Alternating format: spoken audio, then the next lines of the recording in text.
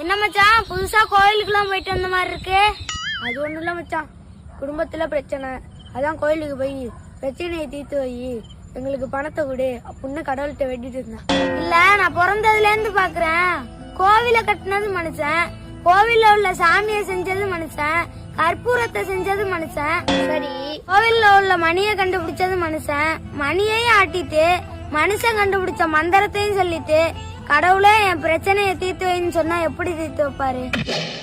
கடவுள் நமக்கு என்னதான் கொடுக்கல, பணத்தை கொடுத்தாரு, நீரை கொடுத்தாரு, நெருப்ப கொடுத்தாரு, இந்த இயற்கையை ரசிக்கிறதுக்கு கண்ணு கொடுத்தாரு, மூக்கு கொடுத்தாரு, காது கொடுத்தாரு, உழைச்சு சாப்பிட 2 கையை கொடுத்தாரு. ஏதாச்சும் ஒரு பிரச்சனைனா அதை சமாளிக்கிறதுக்கு மூளைய கொடுத்திருக்காரு. அதை யூஸ் பண்ணாம கடவுள்கிட்ட போய் என் பிரச்சனையை தீர்த்து வை, எனக்கு பணத்தை கொடுன்னா கடவுள் என்ன பேங்கா வச்சு நடத்துறாரு?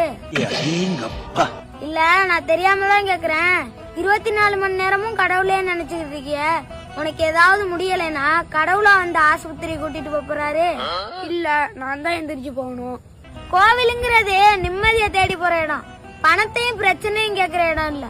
சரி மச்சான், மச்சான் உன்னை நல்லா தெரிஞ்சுக்கோ, கடவுள் பணத்தையும் பிரச்சனையும் சரி பண்ண மாட்டாரு, அதுக்குண்டான வழியை தான் காட்டுவாரு, அதை நீ தான் தேடிக்கணும், புரியுதா? நோட் பண்ணுங்கப்பா, நோட் பண்ணுங்கப்பா, பின்றாப்பா பின்றாப்பா.